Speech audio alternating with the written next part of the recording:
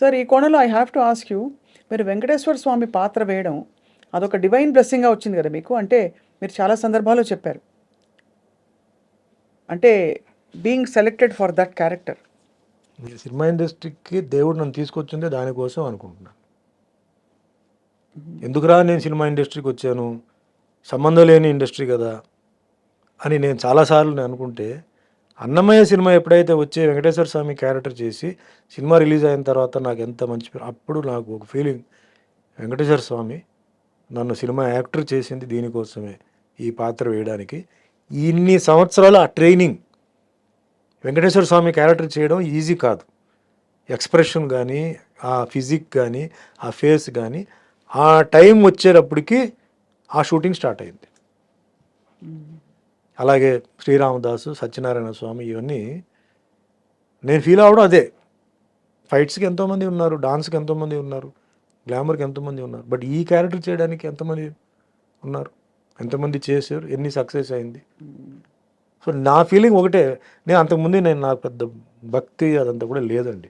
దేవుడు అంటే భయం, ఏదో నమస్కారం, టెంపుల్, తిరుపతి, తిరుత్తని, ఇటు వెంకటేశ్వర స్వామి క్యారెక్టర్ వచ్చినప్పుడు నేను, బట్ రామారావు గారు చేశారు. ఆయనలో 10% మనం చేయగలిగితే చాలు. ఆయన ఏమేం చేశారు అని కనుక్కున్నాను రామారావు గారి దగ్గర పనిచేసిన వాళ్ళ దగ్గర. వాళ్ళు ఇట్లా ఆయన నేల మీద పడుకునేవారండి, మార్నింగ్ 3కి లేచేవారు, ఆ ఎక్సర్సైజ్ అవి చేసి ఇట్లా. సో అదే ఫాలో చేద్దాం. నేల మీద పడుకున్నాను, 3 గంటలు లేవడం, రెడీ అవ్వడం, 5 o'clock అన్నపూర్ణ స్టూడియో రావడం, వెజిటేరియన్, నో ఫ్యామిలీ లైఫ్, ఇల్లు షూటింగ్ ఇల్లు, అంతే. 8 months మార్నింగ్ చల్లనీళ్ళు స్నానం చేయడం, వింటర్ హైదరాబాద్, అక్టోబర్ సీజన్, ఒక ఇది పెట్టి చేశాను. మేకప్ అందరికి వేస్తారు, మన మేకప్ వేస్తే అది అందాలిగా. రాఘవేంద్రరావు గారు ఎలా ఏమని ఉంటారు మిమ్మల్ని చూసి? నన్ను స్వామినే పిలిచేవారు, పేరు పెట్టి పిలవాల. ఫస్ట్ నేను ఎప్పుడైతే ఎంటర్ అయ్యానో, స్వామి మీరు చేయండి, ఏదైనా ఇది ఉంటే నేను చెప్తాను, వేరే వాళ్ళు చెప్తే మీరేం డిస్టర్బ్ అవ్వద్దు, మీరు నన్నే అడగండి అని చెప్పేవారు. ఆ సినిమాలో ఆ పేరు వచ్చిందంటే డైరెక్షన్ సైడ్లో రాఘవేంద్ర గారికి. అంత అద్భుతమైన ఆర్నమెంట్స్ ఇవన్నీ వేశారంటే ప్రొడ్యూసర్ స్వర్గీయ దొరస్వామిరాజు గారు, and technicians cameraman Vincent, music director Keeravani, voice ఇచ్చిన బాలు గారు, ఎస్పి బాలసుబ్రహ్మణ్యం, ఇవన్నీ కంబైన్ అయిందండి. నేను ఒట్టి విగ్రహమే, ఆ విగ్రహానికి రంగు పూసి ఆ విగ్రహాన్ని అంత తీర్చిదిద్ది చేసింది ఏంటంటే వీళ్ళే టెక్నీషియన్స్. అండ్ పేరు రావడం, హిట్ అవ్వడం అది పైనుంచి.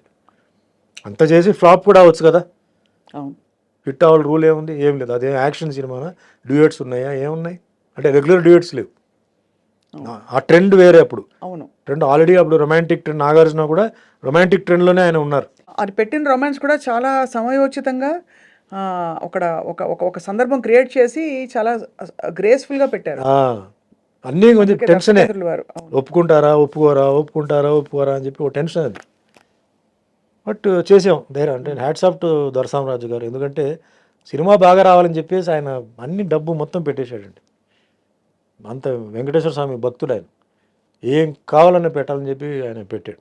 అండ్ రాఘవేంద్ర గారు కూడా అవుట్ అండ్ రైట్గా ఆయన నిష్టగా కాళ్ళకి చెప్పలు వేయకుండా ఒట్టి పంచి పెట్టి, ఆయన కూడా ఒక మాల వేసి, అందరూ భార్గవి, ఎవ్రీబడి, మేమంతా కొంచెం దీనికి అలాగే చేసాం. దానికి రామదాస్ కూడా అలాగే చేసాం. తర్వాత ఏమైంది నాకు తెలియదు. సో అది ఒక డిఫరెంట్ ఫిలిం అండి. ఈరోజు కూడా సినిమా టీవీలో చూస్తే కూడా ఒక డిఫరెంట్ ఫీల్ వస్తుంది. ఆ సినిమా వరకు సినిమా చూసిన ఫీలింగ్ రావట్లేదు. మధ్యలో యాడ్స్ వస్తే అప్పుడు సినిమా ఫీలింగ్ వస్తుంది. యాడ్ రాలేదనుకోండి, సినిమా లాగా లేదు. అది ఏదో ఒక డివోషనల్ ఒక అనుభూతి, మనం ఏదో గుడికి వెళ్ళి ఏదో చూస్తున్నట్టు, అక్కడేదో జరుగుతున్నట్టు.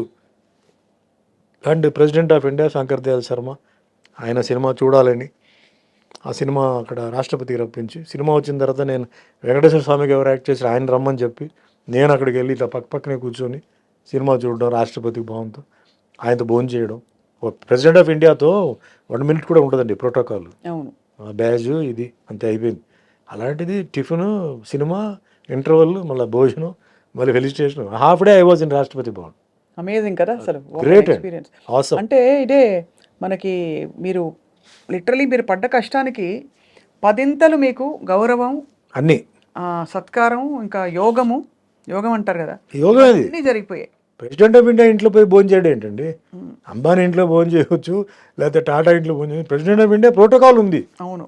వై షుడ్ ఈ come, who easy, what is his background, ఎందుకు, ఇవన్నీ ఉన్నాయి. అప్పుడు నాకు సాక్ష్యం వచ్చి సిబిఐ డైరెక్టర్ అప్పుడు కార్తికేయన్, అంటే సిట్ జరిగింది కదా, special investigation team, Rajiv Gandhi murder case కదా, ఈ బికేమ్ ది సిబిఐ డైరెక్టర్. అప్పుడు CBI director, chief of army, chief of navy, chief of air force దర్శనామతి గారు, నేను. అంతే. ఆ థియేటర్ ఇంతే ఉంటుంది. థియేటర్ చిన్న థియేటర్, కాంపాక్ట్గా చూసాను. That is one of my most memorable things in my life. మీరు అడిగారంటే suppose what is a memorable thing in your life అంటే ఇదే. Eating, sitting, watching a movie, having lunch, breakfast with the president of India. What more? అంతకన్నా గొప్పది ఏముందండి? God gave me. అందుకే అండి I am very much contented with what I am, what I achieved. I didn't expect ఇంత achievement లేదు. Without nothing అండి, I was nothing. Today I become something. ఎక్కడికి వెళ్ళినా, ఇండియాలో ఎక్కడికి వెళ్ళినా నాకు ఆ హిందీ సినిమా చేయడం, డబ్బింగ్ వెళ్ళిపోవడం, ఇవి చేయడంతో పీపుల్ ఆర్ రికగ్నైజింగ్ మీ. వచ్చి సెల్ఫీలు అంటున్నారు, రికగ్నైజ్. మీరు ఎప్పుడు అలాగే ఉన్నారు sir. I don't know. Very very reasonable, very, అసలు ఎక్కడ మీకు స్టార్ ఎయిర్స్ లేవండి. బికాజ్ నేను ఎప్పుడు చెప్తాను, స్టార్ చెప్పొద్దండి అంటాను. ఎందుకు అంటారు? ఏమండి, ఆకాశంలో స్టార్ ఉంది కదా, ఎప్పుడు ఉంటుందా? ఉండదు కదా, సడన్గా కనిపించదు, 2-3 ఉంటాయి. సో మేము కూడా అంతే, మేము ఎప్పుడు కనపడం, వస్తాం, కనపడతాం, మళ్ళీ వెళ్ళిపోతాం. అందుకే నాకు స్టార్ స్టేటస్ పెట్టొద్దు. నాకు మామూలుగా వేరేనే చెప్పండి, యాక్టర్ని పెట్టండి. స్టార్ స్టేటస్ అవన్నీ వద్దండి. Because you just imagine sun, moon. Sun కూడా డే, మన నైట్ బిజినెస్ లేదు. నైట్ చందమామ వస్తుంది, అది నైట్ మార్నింగ్ అవుట్ అయిపోయింది. ఓన్లీ గాలి మట్టికి ఎప్పుడు ఉంటుంది. సో నాకు వద్దండి ఆ స్టేటస్ అని వద్దు. ఏదో సార్ మీ ఇన్విటేషన్లో మీ పేరు ఏం పెట్టాలి, ఆ స్టార్, ఈ స్టార్, ఆ స్టార్ అంటే ఏం వద్దండి. యాక్టర్ సుమన్ చాలు, everybody knows me. Actor Suman పెట్టండి, నాకు ఆ స్టార్ స్టేటస్ వద్దు అని చెప్పి నేను చెప్తానంటే నాకు చాలండి. చాలా 10 languages, Tamil, Telugu, Kannada, Malayalam, Hindi, Oriya, Bhojpuri, Banjara language, in English film. I am going to act in Telugu film. 11th language ఇప్పుడు వస్తుంది, అది 11th లాంగ్వేజ్ అవుతుంది. వాట్ మోర్ అండి? నాకంటూ ఒక రికార్డ్ నేను సెట్ చేశాను కదా. డివోషనల్ సైడ్లో సెట్ చేశాను, యాక్షన్ సైడ్లో సెట్ చేశాను, రొమాంటిక్ సైడ్లో సెట్ చేశాను, ఫ్యామిలీ సైడ్ సెట్ చేశాను. అన్నిటికంటే ఎక్కువ మిమ్మల్ని కష్టపెట్టిన వాళ్ళు సెట్ చేశారు సమాధానం చెప్పి. సో టీవీ సీరియల్ చేశాను, వెబ్ సిరీస్ చేశాను, ఓటీటీ చేశాను, సినిమా చేశాను, పెద్ద సినిమా చేశాను, అన్నీ చేశాను. ఇంకా సినిమాకి ఏది వదలపెట్టలా. డిజిటల్ సినిమా చేశాను, ఏం చూద్దామని చెప్పి. అంటే నేను I become passionate to films అండి. ఇప్పుడు నాకు మిగతా అంతా ఏది నాకు అట్రాక్టివ్గా లేదు. పాలిటిక్స్ కూడా నాకు మొన్న కూడా ఎవరో పాలిటిక్స్ చెప్తే నేను దానికి 99లో మీరు వచ్చినట్టున్నారు టీడీపీలో. అప్పుడు పనిచేశాను. వాజ్పేయి గారు, చంద్రబాబు నాయుడు ఇద్దరు కలిసి ఉన్నారు. తర్వాత వాళ్ళు ఓడిపోయి, తర్వాత నాకు ఎందుకో ఇప్పుడు కూడా నాకు మొన్న కూడా ఎందుకు మీరు కంటెస్ట్ చేయకూడదు అది అని చెప్తే, బేసిక్లీ నాకు పొలిటికల్ సిస్టమ్, నాకు ప్రజెంట్ పొలిటికల్ సిస్టమ్ నాకు ఎందుకో నచ్చలేదండి. నా ఈ పార్టీ ఆ పార్టీని కాదు, కాశ్మీర్ టు కన్యాకుమారి వరకు నాకు కొన్ని డౌట్స్ ఉన్నాయి. అందువల్ల నేను వెళ్ళాలా వద్దా ఏంటనేది నేను కొంచెం అలా కొంచెం దూరంగా వచ్చాను. అంటే నేను చెప్పొచ్చా మీకు? జైల్లో ఉండి ఒక లీడరు కంటెస్ట్ చేస్తాడు. జైల్లో ఒక లీడర్ ఏదో ఒక కేసు కింద జైల్లో ఉన్నాడు, అతను కంటెస్ట్ చేస్తున్నాడు కదా. జైల్లో ఉన్న ఖైదీలు ఎందుకు ఓటు చేయకూడదండి? అవును, అది కరెక్ట్ కాదంటారు అది కదా. ఆ ఖైదీలు పర్మనెంట్ ఖైదీలు కాదు, వాళ్ళు 5 రోజులకో, 5 వారాలకో, 5 నెలలకో వచ్చిన వాళ్ళు మా అయితే ఒక 4 సంవత్సరాలు ఉంటారు. ఆ ఓట్లన్నీ పోయిందిగా. అవును. సో మనం వీళ్ళని పర్మనెంట్ ఈ పార్టీ గెలిచింది అంటున్నారు. మరి జైలు అన్నిట్లో ఎంతమంది ఖైదీలు ఉన్నారు? వాళ్ళందరిది ఓటు కనుక పడి ఉంటే మరి వీళ్ళు గెలిచి ఉంటారా లేదా ఓడిపోయి ఉంటారా?